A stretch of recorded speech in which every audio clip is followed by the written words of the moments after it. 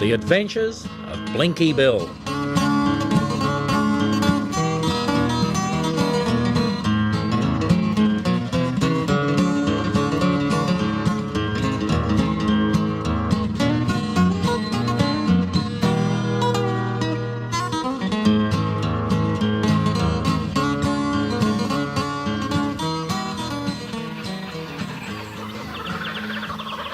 The bush was alive with excitement.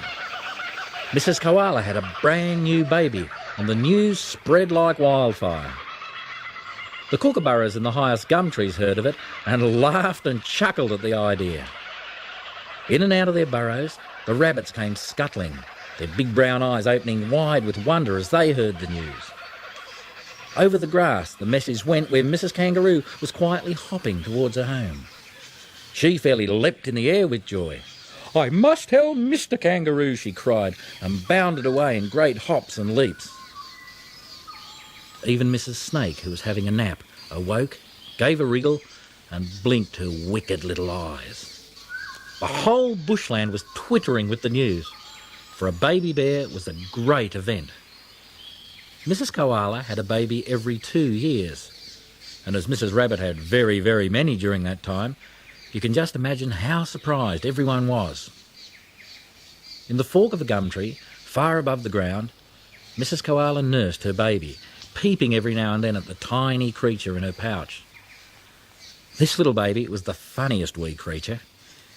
He was only about an inch long and covered with soft baby fur, had 2 big ears compared to the size of the rest of him, a tiny black nose, and 2 beady eyes. His mother and father always had a surprised look on their faces, but they looked more surprised than ever now as they gazed at their baby. He peeped at them and blinked, as much as to say, "Aren't you glad I'm here?" Mr. Koala puffed out his cheeks with pride, and his wife hugged the baby tighter than ever. There had been quite a lot of quarrelling and jealousy amongst the bushfolk as to who should be the baby's nurse. Mrs. Kookaburra was the first to offer her services, and she came flying over to the tree where the koalas lived. Knocking on the tree with her strong beak, she asked if she might come in. "Certainly," said Mrs. Koala, "if you don't laugh and wake the baby up." "Do you want a nurse for him?" Mrs. Kookaburra anxiously inquired. "Yes, I do," Mrs. Koala replied. "Will I do?" Mrs. Kookaburra asked. "Oh, no," said Mrs. Koala. "Your laugh is so loud and your chuckle so long that you'd wake the baby up." Poor Mrs. Kookaburra was very disappointed and flew off to tell Mrs. Magpie about it. "I'll go over and see if I can be the nurse," said Mrs. Magpie. "Mrs. Koala is very particular, and I'm sure I will suit." She gave her feathers a fluff and sharpened her beak, then straight to the koala's home she flew. "Come in," called Mrs. Koala on hearing the peck at the tree. "Good morning, Mrs. Koala. I hear you are wanting a nurse for the baby. I'm sure I could keep the young scamp in order, as I've had a few dozen myself." "Thank you, Mrs. Magpie," said Mrs. Koala very politely, "but I don't like the look of your beak. You could give a very nasty peck with it." "They all want a peck sometimes," said Mrs. Magpie in a very cross tone. At this, the baby koala popped his head right out of his mother's pouch and blinked very hard. "If you're so particular, I'll send along a friend of mine who will suit very well." And saying this, Mrs. Magpie gave the tree a savage peck and flew off.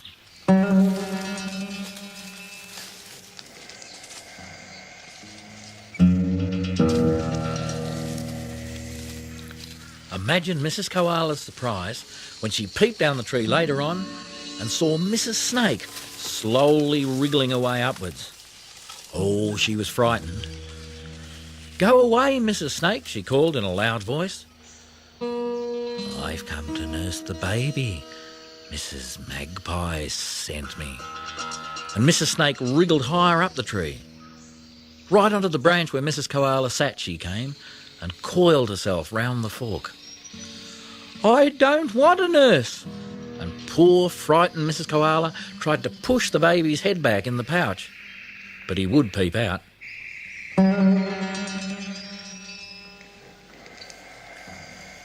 "He's a nice little fellow, and like his daddy," said Mrs. Snake slyly. "I can take him along on my back for such lovely rides, up and down trees and in and out of big black holes." Hearing this, Mrs. Koala nearly fell off the tree with fright and began to cry. Now, Mr. Koala had been listening to Mrs. Snake as he sat on a branch just round the corner. Slowly he climbed over to Mrs. Snake and caught her in his claws. Before anyone had time to see what was happening, he pushed her off the branch and she went tumbling to the ground below. Two very frightened bears peeped down from the tree, and there they saw Mrs. Snake slowly crawling away in the grass.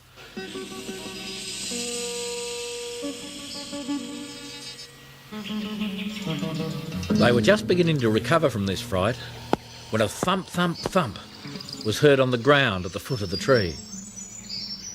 "Who's there?" called Mrs. Koala in a very frightened voice. "It's just me," came the reply.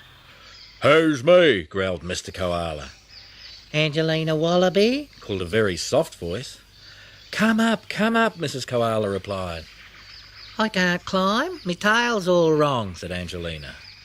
"Well, I'll come down if Mrs. Snake is nowhere about," said Mrs. Koala, and she slowly started to scramble down the tree. Angelina Wallaby hopped over to her and gazed in wonderment at the baby. "What a dear little fella," she said, her great brown eyes rounding with excitement. At the same time, she put out her paws to touch him. "Oh, don't!" cried Mrs. Koala. "He's so small and your nails might hurt him." "I've been up all the morning blunting them on a stone so I could pat him," said Angelina in a disappointed voice. "Oh, I'm sorry," said Mrs. Koala. "I didn't mean to be rude, but Mrs. Snake gave me such a fright."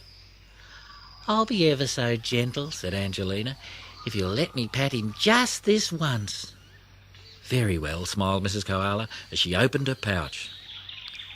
Angelina Wallaby patted him twice, then sniffed him all over with her soft muzzly nose. Now her eyelashes caught in his little toes, but Angelina didn't mind, as she had had babies herself and knew just what to do. "I wish I could mind him for you sometimes, Mrs. Koala. I'd be so gentle with him." "I'm sure you would be the very kindest nurse," replied Mrs. Koala. "But what could you do for him?" "I could come along in the evenings and take him out for a walk. I've got a pouch just like yours, and I'd tuck him in it and hop along very gently so he wouldn't feel the bumps." "I think that is a good idea," said Mrs. Koala. So it was arranged that Mrs. Koala should climb down the tree every evening and meet Angelina Wallaby, who would take the baby for a walk in the bush. Imagine how proud Angelina felt. She hopped home very quickly that evening to tell her friends the news.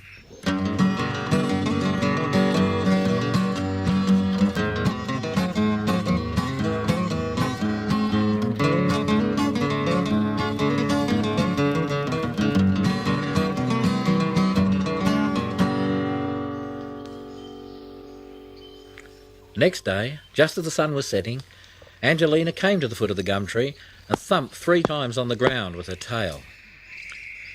Mrs. Koala peeped around the corner of her home and, seeing Angelina at the foot of the tree, called out, "I'm coming down with the baby, so watch for Mrs. Snake." Then she carefully and slowly climbed to the bottom of the tree. "Is the coast clear?" she anxiously asked. "Yes, Mrs. Koala. I passed Mrs. Snake on the road a mile away." "Well, do be careful, Angelina, and bring him back before the day breaks. Is your pouch warm?" And Mrs. Koala inspected Angelina's pouch. "Yes, Mrs. Koala. It may be a trifle large," said Angelina, "so I patted it well with grass, but it's very warm and not a bit draughty." The baby was carefully taken from his mother's pouch and gently placed in Angelina's. Waving a paw to Mrs. Koala, she took a hop and then peeped down at the baby to see what he thought of it. Taking several more hops, she soon started away for the bush track and in no time came to Mrs. Rabbit's home. Thumping her tail on the ground, she waited a moment. Mrs. Rabbit popped her head out of the burrow. "Good evening, Mrs. Rab. I've brought the baby to show you." "Goodness gracious, how lovely," said Mrs. Rabbit as Angelina gently drew the baby bear from her pouch. Several more bunnies came round to inspect the new arrival. "Just look at his ears," cried Mrs. Rabbit. "I'm sure I'd never hear with those furry things. And oh dear, no tail. Well, well. Take care he doesn't catch cold. I really think he should have a tail to keep him warm. I have a spare one hanging on the wall of the burrow. Poor Mr. Rabbit was shot and I found his skin nearby, but I managed to bite off the tail and bring it home." And here poor Mrs. Rabbit burst into tears. "Never mind, my dear," said Angelina soothingly. "If it'll please you, we will tie it on the baby." Mrs. Rabbit dried her eyes with her paw and went sniffling down into the burrow. "I won't be a moment," she called from somewhere down under the ground. Up she came in a very short time, carrying the tail in her two front paws. "What can we sew it on with?" inquired Angelina. "We'll tie it on with a piece of grass." And Mrs. Rabbit hopped round till she found a nice long piece. "Here's just the thing," she cried, and she came hopping back with it in her teeth. Angelina excitedly pulled the baby out of her pouch, and together they fastened the tail on. It did look funny, as it was almost as long as the baby, but it certainly would keep him warm. Bidding her friend good night, she hopped on her way. The moon was now shining brightly, and all the bush was hushed, except for the sound of those little animals who were always busy at night time. Angelina sniffed the night air with delight and felt very happy as she thought of the baby in her pouch.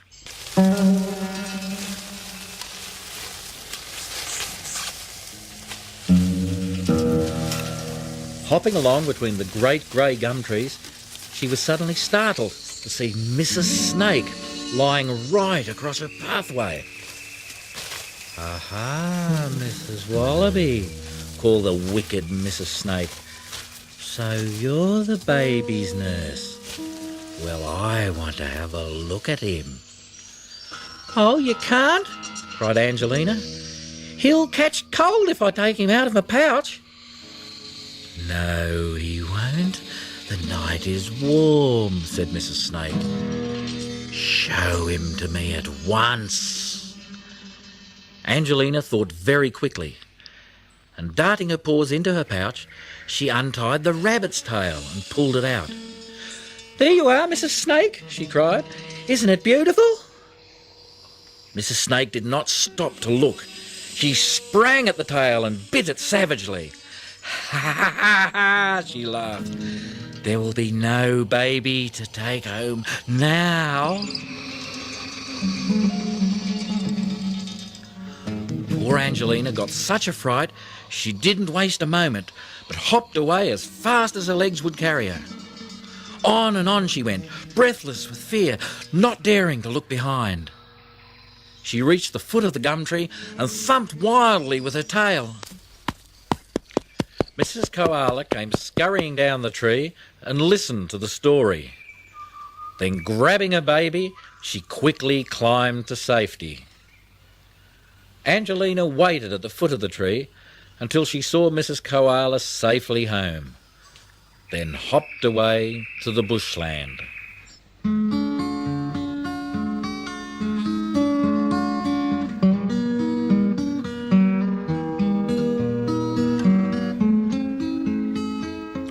After that, Mrs. Koala decided to keep her baby at home.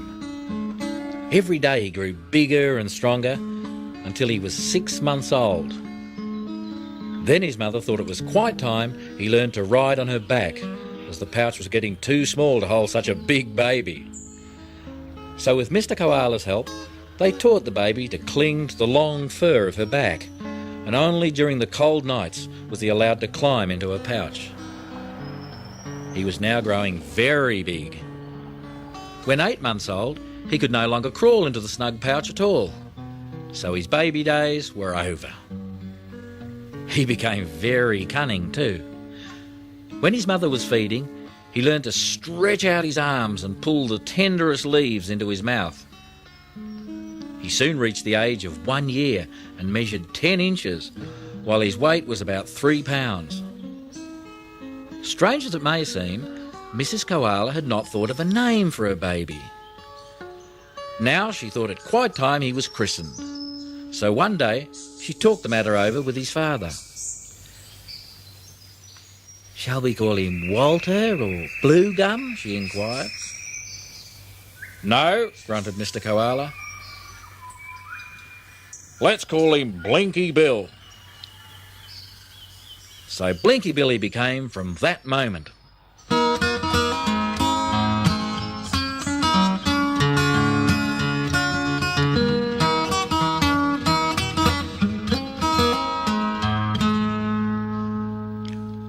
"Well, my dear, I'll arrange about the christening," said Mrs. Koala.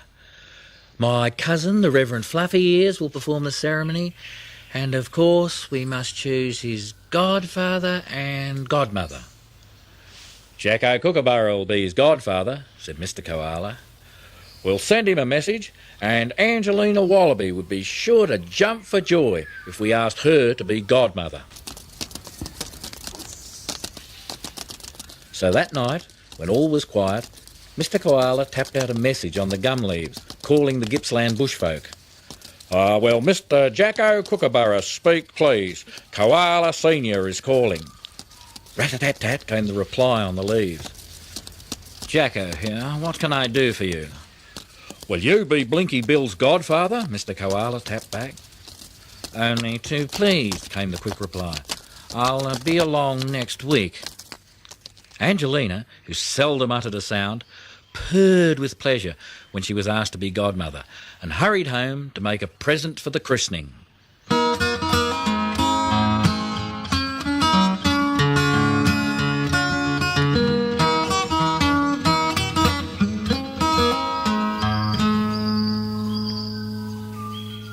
The great day arrived. In a quiet corner of the bush, down by a little stream surrounded with bells and flannel flowers, everyone came from far and near to see young Bill christened. The Reverend Fluffy Ears looked very important, with a white collar made from the bark of the paper tree. He also held in his paws a book of gum leaves, from which he read. Mr. and Mrs. Koala smiled at everyone, and everyone smiled at Blinky Bill. Jacko Kookaburra looked spick and span, and of course, being a widely travelled gentleman, he took things very quietly. At the same time, he gave a dig in the ground with his beak every now and then and swallowed a fat worm. Angelina looked sweet in a nut-brown coat, and her large eyes watched Blinky Bill all the time. She had made a ball of fur for him to play with, and he cuddled and hugged it closely all the time.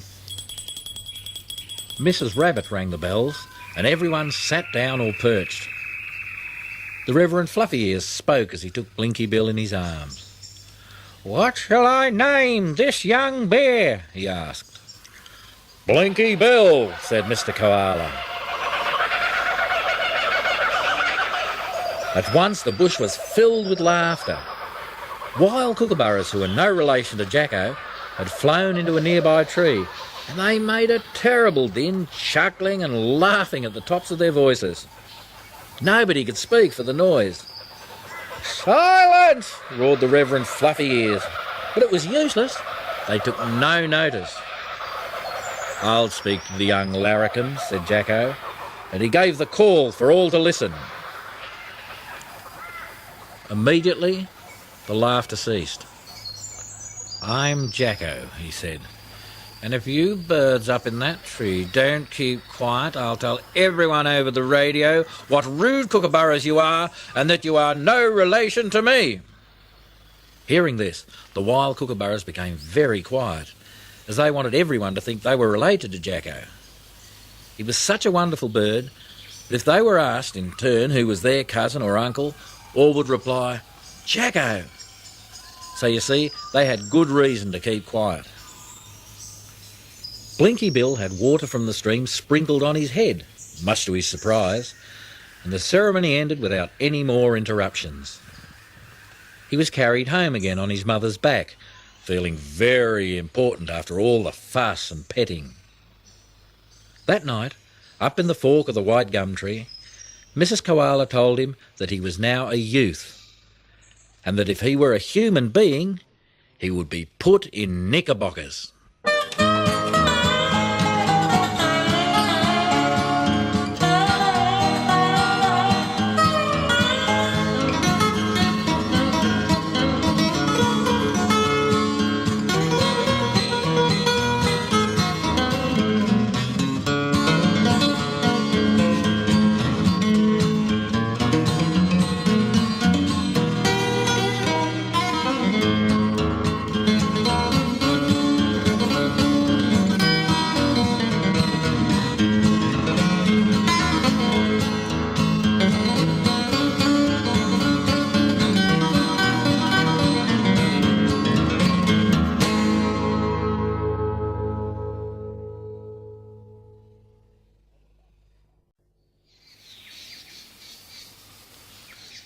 The koala family lived ever so happily, never thinking of harm or that anything could happen to disturb their little home, as all they asked for were plenty of fresh gum leaves and the warm sun.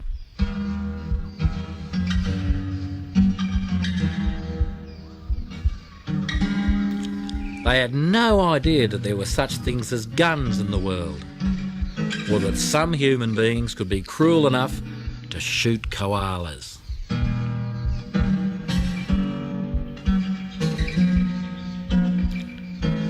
Poor Mr. Koala one day was curled up asleep in his favourite corner when the terrible thing happened. Bang! He opened his eyes in wonder. What was that? Did the limb of the tree snap where that young cub of his was skylarking? He moved very slowly to take a look and bang again. This time he felt a stinging pain in his leg. What could it be? And peering over the bough of the tree, he saw a man on the ground with something long and black in his arms. He gazed down in wonderment. Whatever was that? And how his little leg hurt! Suddenly a great fear seized him. He slowly turned and tried to hide round a tree, peering at the ground as he did so. Bang again! And how his poor little body was stinging all over! He grunted loudly and slowly climbed up the tree, calling Mrs. Koala and Blinky as he went. He managed to reach the topmost branch and now turned to see where his family were. Tears were pouring down his poor little face. He brushed them away with his front paws and cried just like a baby. Fortunately, Mrs. Koala and Blinky Bill were hiding in the leaves, quite still, and the shadows of the tree made them appear as part of it. The man with the gun stood and waited a long time, then walked away, whistling as he went, the only sound to be heard in the bush, except the cries of a little koala up in the tree. All that day and night, the little family lay huddled together, not daring to move, or to think of the sweet gum leaves that hung from the tree, inviting them to supper. As the sun rose, the birds woke with a great chattering. The earth stirred with the feet of small animals running backwards and forwards. But up in the gum tree, a mother koala and a baby sat staring in surprise at another koala who didn't move. They grunted and cried and even felt him with their soft paws, but he still did not move. All that day and the next night they sat patiently waiting for him to wake. Then at last Mrs. Koala seemed to understand that her husband was dead. She climbed down the tree with Blinky following close behind and went to another tree where they had a good meal of young leaves and tender shoots. "Why are we eating so much?" Blinky inquired. "We're going away, dear," Mrs. Koala replied. "We must find a tree farther in the bush where those men with guns can't come, and as we may be a long time in finding a suitable home, these leaves will keep us from feeling hungry." Together the mother and her cubs slowly climbed down the tree, and great was their surprise to find Angelina Wallaby waiting for them. "Where are you going, Mrs. Koala?" she asked. "Far into the bush with Blinky, away from the man with his gun," Mrs. Koala replied. "What will I do?" asked Angelina. "I shall miss Blinky terribly," and her big eyes filled with tears. "Come with us," grunted Blinky. "Oh, that'd be splendid," said Angelina. "I know a gum tree far away with a baby in it just like Blinky. Blinky can crawl up on my back when his legs are tired, and I'll carry him along. You too, Mrs. Koala, if you feel the journey too long."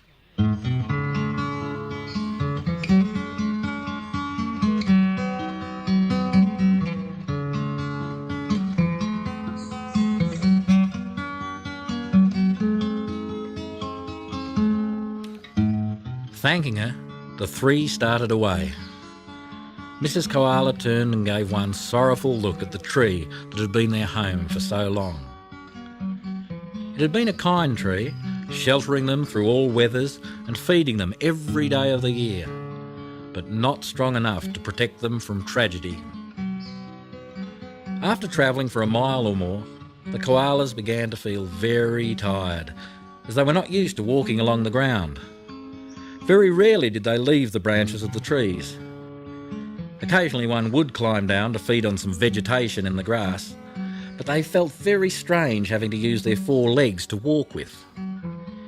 It's so different to sitting on a limb of a tree, hind paws firmly grasping the branch, while the two front paws are busily pulling down tender leaves to their mouths. So it was no wonder when Mrs. Koala and Blinky began to limp. "Let's rest here under this bush," said Angelina, hopping up to a thick scrubby tree. "We can have a sleep, and when the moon is up, we'll go on." "I think you are wonderful," said Mrs. Koala.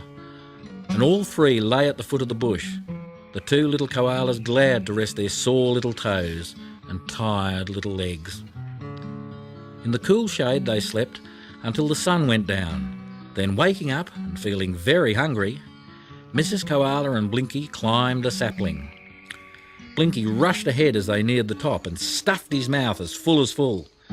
"Don't gobble," said Mrs. Koala, cuffing his ear. "They're so juicy," said young Blinky as he peered over the branch and threw a few leaves down to Angelina. "They are nice," said Angelina as she munched them ever so gently. "I've never tasted these leaves before, but we must not stop here any longer.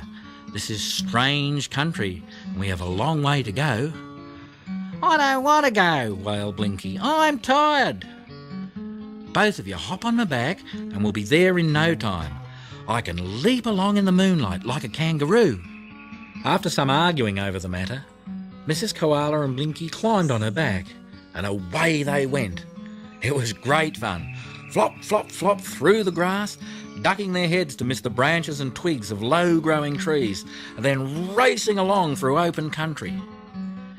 Many a rabbit looked up in surprise from his supper table to see the strange sight, and possums screeched in the branches as they looked down at some new kind of wallaby, as they thought. At last, breathless and tired, Angelina stopped at the foot of a tall, straight gum tree. Silver white it stood in the moonlight, with branches spread far up in the sky. "Here is your new home," said Angelina.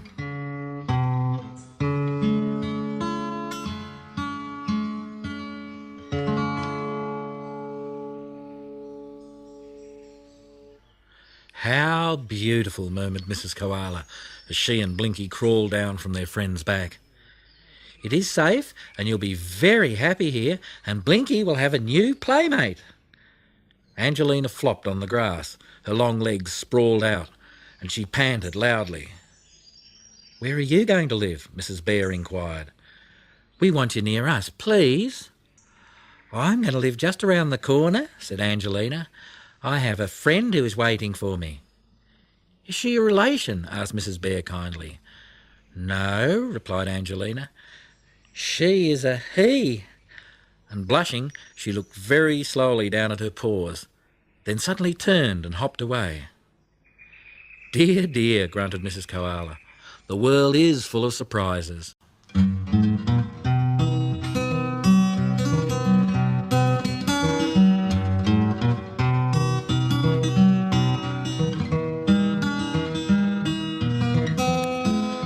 Mrs. Koala looked at the tree that would be the new home for her and Blinky Bill. "Now, you young scamp, come here and climb this tree with me," she said. And Blinky scrambled onto his mother's back. "I think it's quite time you used your own legs." But Mrs. Koala made no attempt to shake him off. Slowly she crawled up. A new tree was no joke, and this one was ever so high and straight. With many grunts she eventually reached a fork in the branches and stopped to take in her surroundings. Everything seemed very quiet, but her eyes glistened as she looked at the young gum tips. A young cub to feed was a matter of no light concern, and he was so particular. Only the youngest leaves he ate. Blinky was the first to discover other tenants in the tree. "Look, Mother," he whispered. "There's a little bear, just like me." And sure enough, peeping at them from between leaves above their heads, 2 funny eyes and a small black nose could be seen. "Now, no quarrelling," said Mrs. Koala sternly. "I've had enough for one day, and I want peace." Another climb, and they came to a branch where the strange little koala sat. "Hello!" called Blinky. "Hello," replied the other. "Where's your mother?" Mrs. Koala asked. "Tell her I would like to speak to her." The youngster crawled up the tree slowly. Then many grunts came from that direction, until the other mother koala looked down and called in high-pitched grunts, "Come up and bring your son to tea." It didn't take long for Mrs. Koala and Blinky to find the way, and there the little bears ate and gossiped all night. Mrs. Koala told her story, and it was agreed that she and Blinky would have the branch 2 limbs higher up for their new home. Very carefully, she told Blinky he must behave as a good little cub should. "Don't rush about, lift your feet when you walk, don't slide down the boughs, and don't drop your food over the side of the tree, as the koalas below us might object." "I'll be a good cub," said Blinky very seriously, and straight away started to nibble some young leaves. During the evening, Mrs. Koala's friend came up to see how she and Blinky liked their new home. She brought her young son Snubby with her, and a dear little chap he was.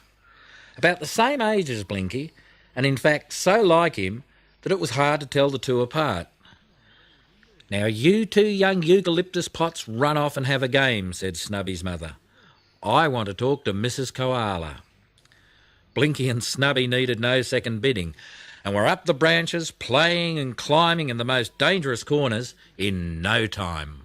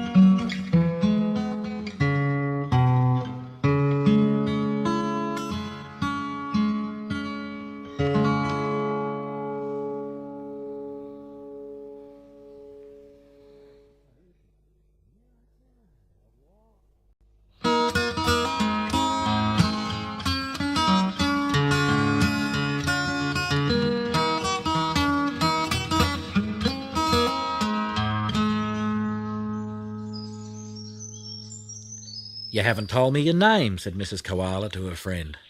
"My name is Mrs. Grunty." "Oh, what a nice name! I'm sure you must be proud of it," said Mrs. Koala. "Well, no, not exactly," said Mrs. Grunty. "I got the name while I was in Queensland." "Good gracious, where's that?" asked Mrs. Koala. "Have you never heard of it? Is it possible?" said Mrs. Grunty, and she looked more surprised than ever. "Well, I must tell you my experiences. I was taken from my mother when I was about 6 months old by a man who was trapping koalas. I don't know how I escaped from being killed like all my relations, but I heard the man say to this friend as he caught me and popped me in a sack, 'This little fella's a pretty one, and I've been promised a 10-bob note for a baby.' The sack was very dark inside, and I felt very frightened as I was slung over a horse's side and carried for many miles in this manner. I knew when we left the bush track because the smell of the gum trees faded away, and all I could smell for many miles after seemed to be horse. Sometimes he snorted, and I could have jumped out of the sack with fright if there had been a hole to jump through. After many hours we stopped, and I was taken out of the sack and handed to a lady and a little girl who were waiting outside a big house by the roadside. "Isn't he a darling?" said the little girl as she patted me. None of them seemed to think I might be a little girl. They all called me he. I was squeezed and hugged and petted, and needless to tell you, Mrs. Koala, I scrambled up her arm and onto her shoulder. It was the nearest thing to a gum tree I could see. But alas, no gum leaves grew there. Only funny stuff all round me called hair. The little girl's mother and father said I looked so surprised. Well now, Mrs. Koala, wouldn't any koala be surprised to find herself up a gum tree that talked? Mrs. Koala was too amazed to reply. She just grunted. "The next thing that happened," continued Mrs. Grunty, "was to place me on a thing they called a cushion. It certainly was soft and cosy, but where was my snug tree corner, I wondered, and I also felt very hungry. Then I heard the lady say, 'Oh, I forgot to ask the trapper for leaves for the pet.' 'Give him some cake,' said the man. They offered me some dreadful-looking stuff, and of course I couldn't eat it, and I began to cry for my gum tips. Then the little girl said that perhaps I would like bread and milk, and she ran away to get it. I was so hungry that I ate a little and then fell asleep, as the jogging about on the horse had made my body ache and I felt very tired. They placed me in a box with a koala who looked just like me, only he didn't breathe and his eyes didn't blink and he had no smell of eucalyptus, but he was soft and cuddly like my mother. I woke in the morning, and what do you think they brought me for breakfast? Bananas! How shocking, gasped Mrs. Koala. Still no leaves? No leaves, sighed Mrs. Grunty. And as the day went by, they became concerned about me.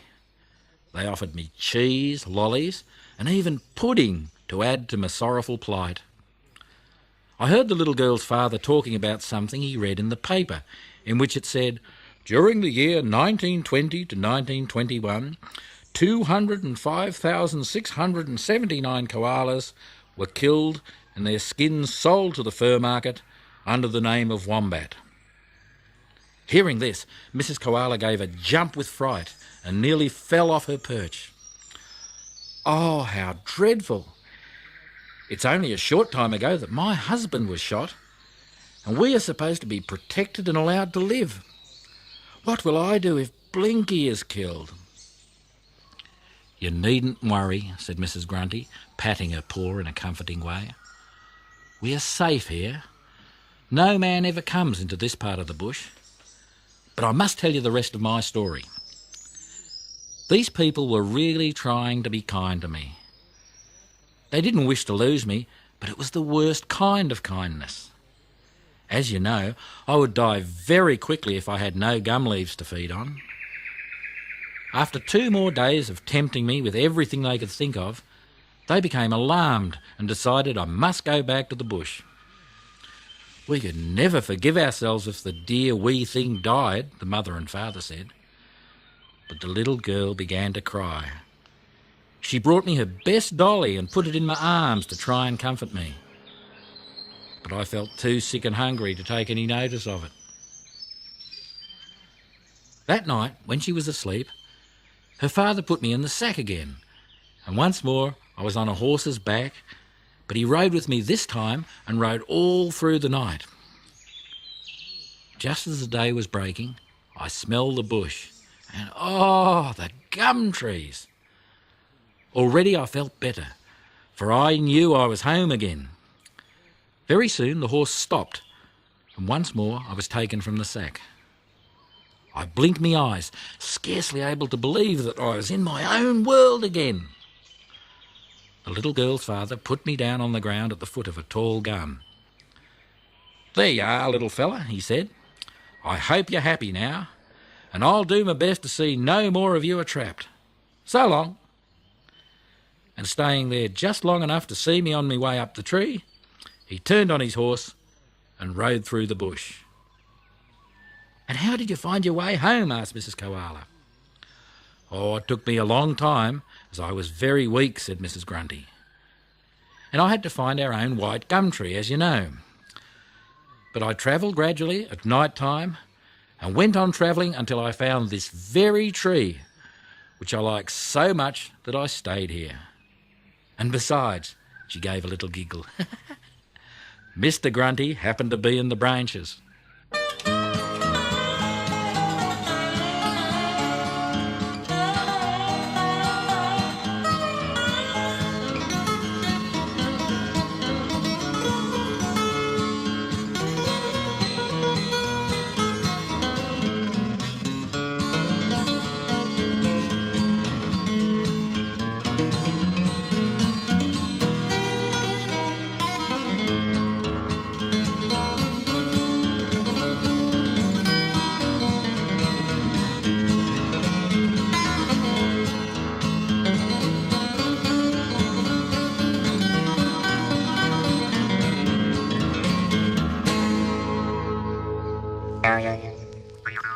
Mrs. Grunty's story was interrupted by a sharp whack on the nose.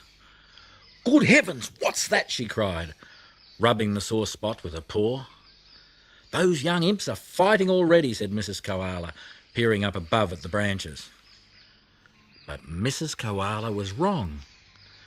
Blinky and Snubby were having a lovely game, dodging in and out of the leaves and pelting everything visible with gum nuts. "Let's have a shot at Mother," whispered Blinky, his beady eyes twinkling with mischief. "You go first," said Snubby under his breath. "I'll hit her right on the nose," whispered Blinky as he took aim. But he was giggling so much his shot went wide and hit Mrs. Grunty's nose instead. "Oh," he whispered, "I've hit the wrong nose." "Chew leaves quickly," advised Snubby. So when Mrs. Koala eventually spied the naughty cubs, they looked a picture of innocence, quietly perched on a limb, chewing like two little cherubs. "Must have been a stray nut falling," said Mrs. Grunty. "They do sometimes." "The bush seems to be very quiet here," said Mrs. Koala as she looked around. "Pretty quiet," said Mrs. Grunty, "except when the possums give a party. Their screeching makes me sick sometimes. Such a lot of jabbering and rushing about. What for, I don't know. They're not nearly so rare as we are. Do you know we are the only koalas in this bush for miles around?" "Can it be true?" Mrs. Koala murmured in surprise. "You see, I've never been one to travel. I'm content to stay in the same tree for a very long time." "I've lived in this district for 10 years, said Mrs. Grunty, "and you and Blinky are the only koalas I've seen during that time." I remember well that little girl's father telling her that not so many years ago the bush was alive with koalas from Queensland to the south of Victoria. Now we are so rare that we'll become a curiosity, something to be put in zoos for children to see, and actually in museums. I believe our grandparents sit there in glass cases, stuffed with something inside to make them appear alive. And oh dear, glass eyes? In New South Wales, I think we could wander for miles from one corner to another and never meet a koala. I don't know why we were all killed. As you know, we don't eat the farmers' crops or ruin their orchards. All we asked for were our own gum trees. Mrs. Koala moved nervously. I hope we're safe here, she whimpered. How are we to know when a man may come along with a gun? I know we're safe, said Mrs. Grunty contentedly. The nearest human being to us is a lady who keeps a store a good many miles away. Sometimes I've ventured out to peep at the motor cars as they rush along the road, and I've heard men asking her, are there any possums or koalas in this bush? No, she says in a snappy voice, only snakes. Snakes? Cried Mrs. Koala. Where? Oh, they're quite harmless if left alone. But of course, if animals and humans go poking about them, they naturally become very angry. I've passed many in the bush, but I mind my own business and they take no notice of me.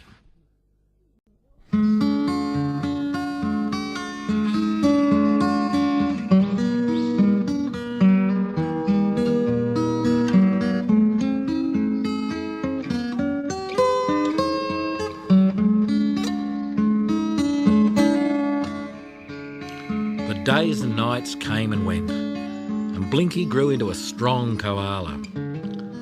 Always up to some mischief, he kept the older koalas in a constant state of watchfulness.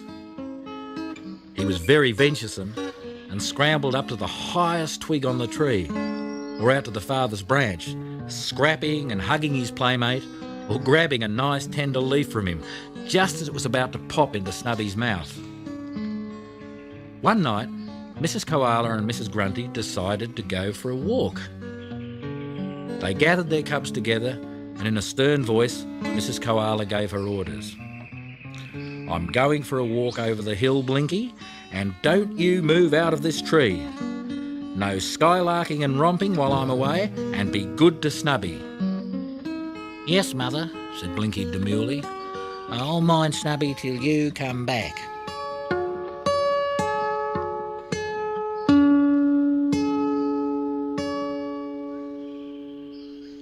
So Mrs. Koala and Mrs. Grunty climbed down the tree and, after ambling along the ground in a comical way, they disappeared over the rise of the hill.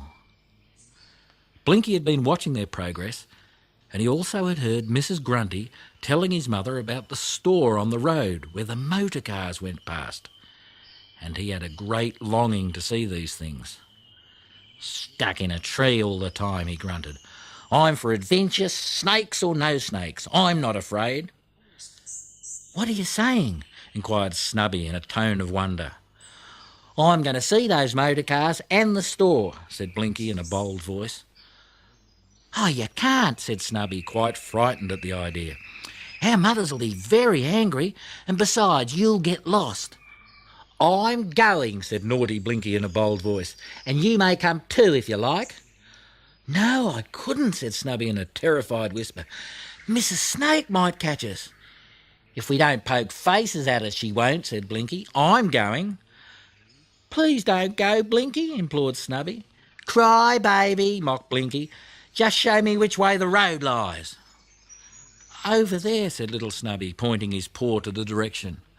I'll be back in no time, and while I'm away, don't fall out of the tree. And Blinky started down the tree with a very brave look in his eye. At the foot of the tree, some of the braveness left him. Everything was so strange and the world seemed so large. Even the bushes appeared to look like big trees, and he fancied he could see all kinds of strange faces looking at him round the corners and through the grass. A cricket popped up just at his feet. Blinky stood still with fright, his heart going pit-pat at a great rate. Good evening, young lad, and where do you think you're going? The cricket inquired. To see the motor cars in the store, Blinky replied in a very subdued tone. Great hoppers, said the cricket. A very bold lad, that's what I think you are. A fella can't stay at home all the time, replied Blinky. Well, take Take care you don't come to harm. And the cricket hopped on its way. Cheek, muttered Blinky to himself. Why can't a koala go and see motor cars?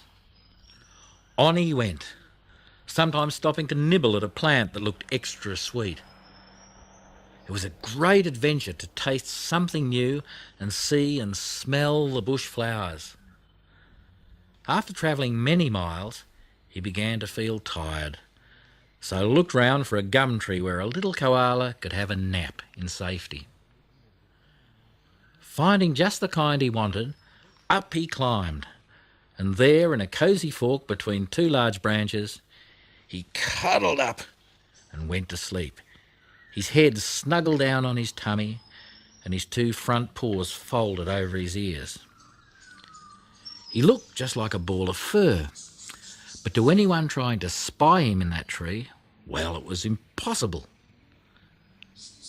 Towards daylight, he opened his eyes and was a little surprised to find himself in a strange land.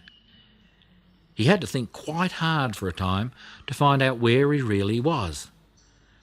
Then, remembering he was on an adventure, he snatched a few leaves and gobbled them up in great haste, for he wanted to travel before the sun rose too high in the sky.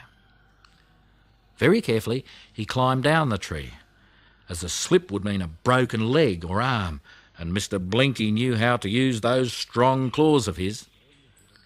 He spread them out in a masterful way, not losing his grip with one leg until he was sure of the other. Once on the ground, he gambolled along just like a toy bear on being wound up with a key. As the sun climbed higher in the sky, he found the tall trees growing thinner, farther apart, and more open ground. Also, the bush tracks branched off into other tracks. It was puzzling to know which one to take, but he kept in mind the direction Snubby had pointed. Another rest during the midday, and he felt that his journey must be nearing its end. He could now hear strange noises and smell the dust. I must be near the motor cars and store, he thought, as slowly he crawled up a tree to see what was in view.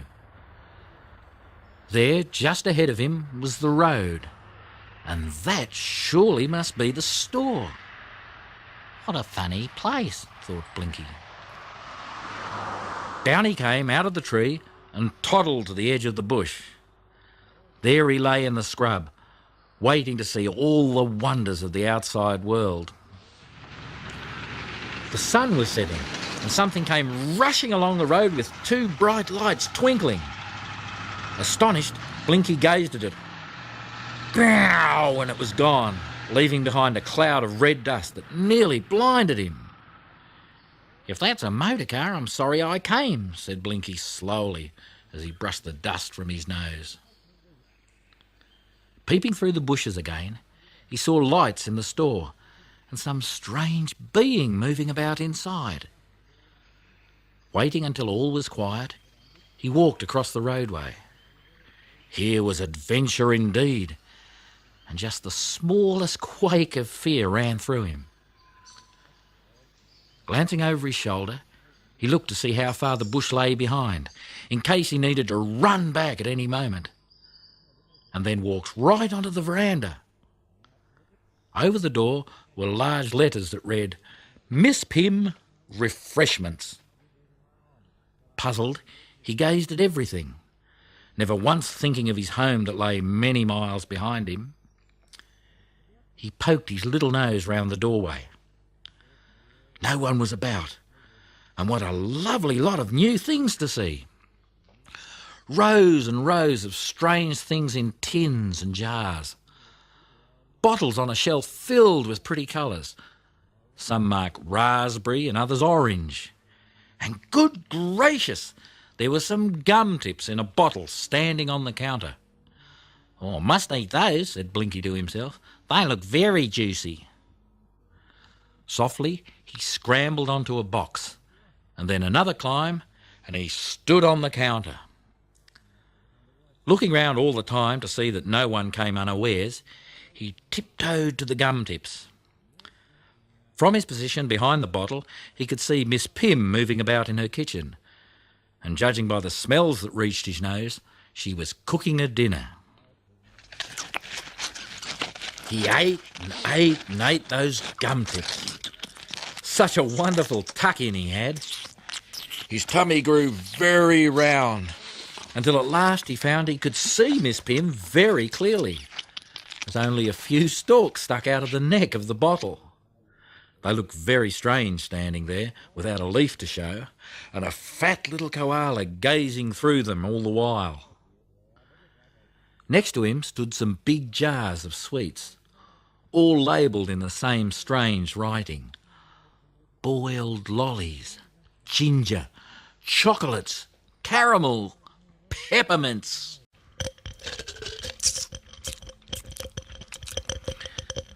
They look nice, thought Blinky as he touched the jar with his paw.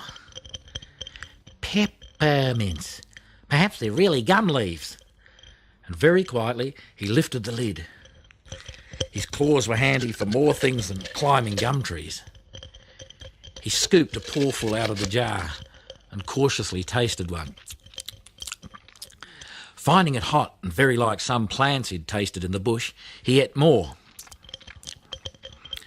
He went on eating Miss Pym's peppermints and put in his paw to gather more from the jar.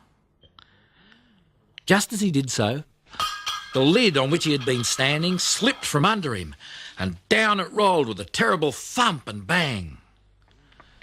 Miss Pym came running through the house. "What a smell of eucalyptus! I must have upset a bottle," she cried to someone in the kitchen. Blinky got a dreadful fright. He was too frightened to move and just sat there and blinked, one paw in the peppermint jar and the other in his mouth. "Oh, you robber!" shrieked Miss Pym as she caught sight of him. "Stealing my peppermints! I'll teach you, you young cub!" And she grasped the ruler that lay on the shelf. "It's life or death," thought Blinky very quickly, and made a dart off the counter and round the corner, right into a large tin of biscuits. Fortunately, the tin was nearly empty, so there was plenty of room to hide. "You young scalawag!" cried Miss Pym. "Wait until I catch you! All my gum tips gone as well!" This seemed to put new vigour into her actions, and she fairly flew round the shop. To Blinky, hiding away in the biscuit tin, she sounded more like an elephant rushing round than anything else. Round the corner she came, and then, catching sight of Blinky in the tin, she banged the lid down with an awful crash. "I've got you now, you young thief," she called out triumphantly. "You won't get out of there in a hurry, and to make sure of you, I'll get a box to put you in." Blinky was breathless. Whatever was going to happen? Would he be killed or taken to one of those zoos that Mrs. Grundy spoke about? "I must get out of here," he thought, "and waste no time about it." Listening with his ear to the side of the tin, he heard Miss Pym's footsteps going towards the kitchen. Then, pushing open the lid a little way with his head, he peeped out. Everything was safe. She was still away, but he could hear her talking and rummaging about outside. Quickly, he climbed out of the tin and was walking round the back of the counter looking for a good place to hide, when he heard Miss Pym's footsteps coming back again. "Oh dear, what shall I do?" he panted. "She'll catch me for sure this time." He dived into a sack of potatoes just as she came through the doorway. "You'll stay in this box now, young man," said Miss Pym, "and I'll sell you to the first person who wants a young thief." She tramped round to the biscuit tin. Imagine her rage when she found the tin open and no koala there. "He's the devil himself," she cried, and started to open every tin she could find. Next, she looked round the boxes of fruit and under the counter. Then, sniffing loudly, she came to the sack of potatoes. "So you'll make all my potatoes taste of eucalyptus? Well, we'll see about that. Where's my box?" She rushed over to the door to get the box, and at the same moment, Blinky jumped out of the sack of potatoes. But she saw him. Round the counter she came, the box under her arm, and round the other way rushed Blinky. "Stop! Stop, I tell you!" she screamed. Blinky had no idea of stopping. He popped in and out of corners, over tins, under bags, and Miss Pim after him. It was a terrible scuttle, and the whole shop seemed to shake. Bottles and tins rattled on the shelves, the door banged, papers flew everywhere. And in the middle of all the din, Miss Pim tripped over a broom that was standing against the counter. Down she fell, box and all. The clatter was dreadful, and her cries were worse.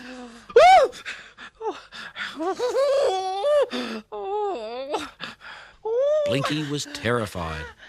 How he wished a gum tree would spring up through the floor. Suddenly, all in a twinkling, he saw a big bin standing open beside him, and without any thought of what might be inside, he climbed up the side and flopped in. It was half full of oatmeal. Using both paws as quickly as he could, he scratched a hole in the oatmeal, wriggled and wriggled down as far as he could, until he was quite hidden. All that could be seen was a little black nose breathing very quickly. He kept his eyes closed very tightly and felt very uncomfortable, but he was safe at last.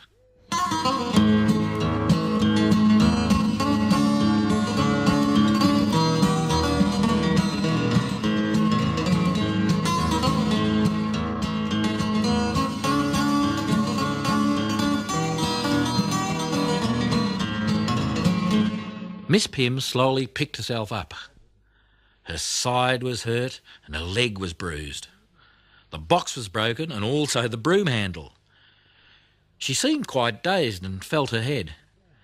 Then, holding onto the counter with one hand, she limped round the back of it once more. "You'll die this time when I get you," and she seemed to choke the words out. Every tin, every sack and every box was moved and examined, but no koala could be found. She didn't stop to have her tea, but went on searching hour after hour, and all the store had to be tidied up again.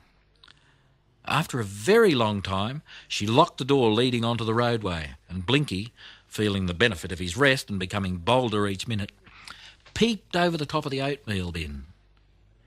He saw Miss Pim taking a little pill from a packet and gobble it down. He popped down again as he felt quite safe in the bin, but he listened with his large ears to any sound she made. Presently, the lights went out, and after mumbling to herself about the young cub, she went through to the kitchen. Blinky could see the moon shining through the window panes, and he very, very quietly and gently crawled out of the bin. A shower of oatmeal flew over the floor as he landed on his feet and shook his coat and ears, so the oatmeal went everywhere. Right onto the window ledge he climbed, trod all over the apples in the window that Miss Pim had so carefully polished, and sat down for a few minutes on a box of chocolates. Then, noticing more peppermints in the window, he pushed a pawful into his mouth and munched away in great content. The window was open halfway up, so he climbed up the side and sat on the open sill, feeling very brave and happy. What a tale he'd have to tell Snubby when he reached home. Click! The light in the store was on. Blinky wasted no more time on thoughts. He was off that window ledge and across the road in a few seconds. He reached the edge of the bush safely and turned round to see what was happening. Miss Pim stood in front of the store with a big policeman, pointing to the open window, and then they looked across the roadway to the bush, where Blinky lay hidden behind a tree. "Well, it's a pity he got away," Blinky heard the policeman say, "as the zoo would have paid you well for that young koala. I didn't know there were any about here, and I've lived in the district for 30 years. I'd have gladly given him to the zoo and no payment in return," said Miss Pim savagely, "if they had offered to replace the peppermints and oatmeal." The next day, when some motorists stopped at Miss Pim's store and bought some biscuits, they wondered why the biscuits had such a strong taste of eucalyptus.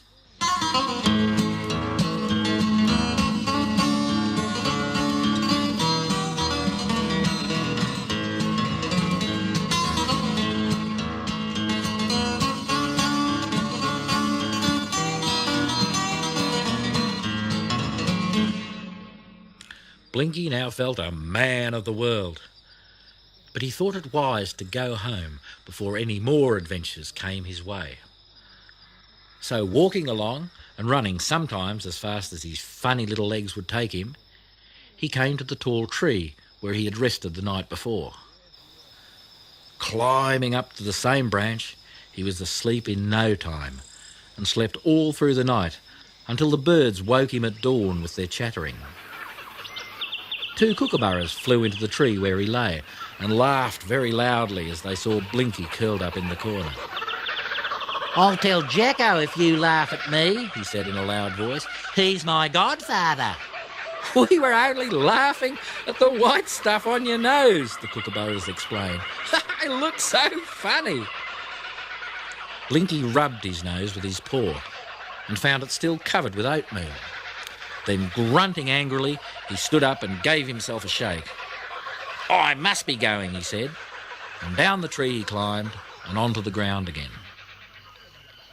He wondered if he had been away from home very long and began to feel a little uncomfortable about his greeting when he did arrive.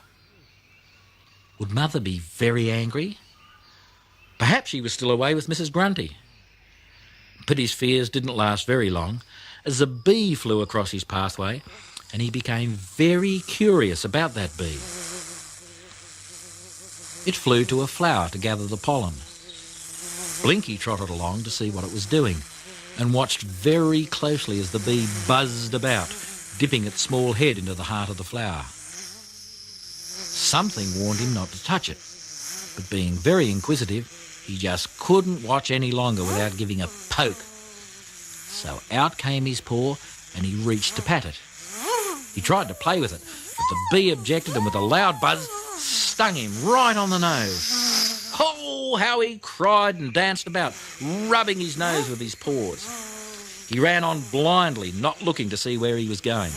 And after some minutes, when the pain stopped, he found he had lost his way. He had taken a wrong turning on the bush track, and now, what would happen? Blinky sat down to think things over.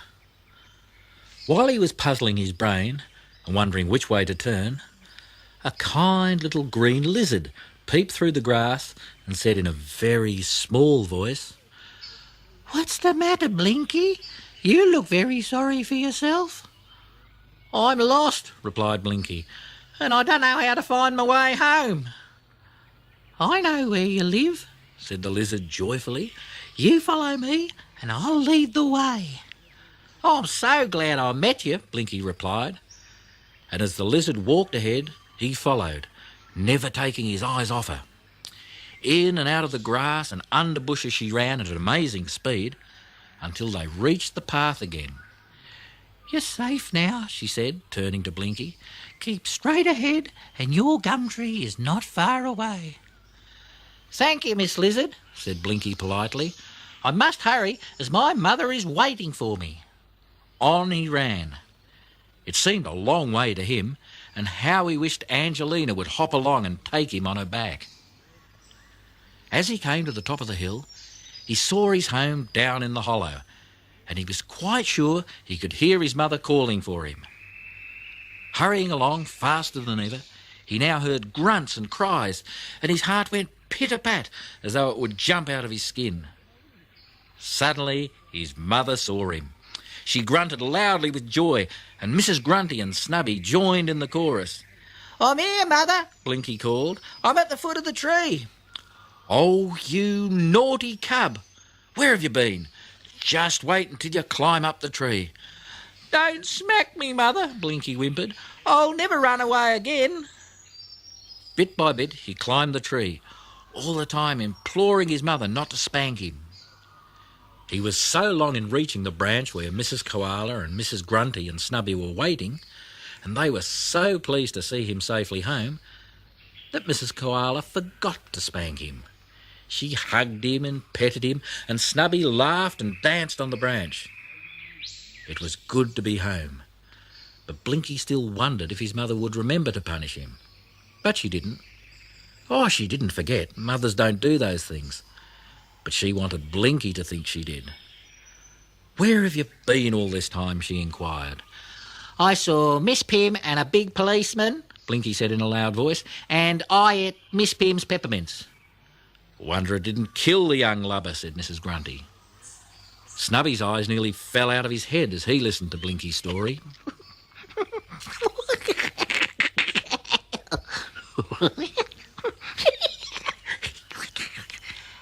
When later on in the evening they sat together in the fork of the tree whispering and giggling, Blinky told him all about his adventures.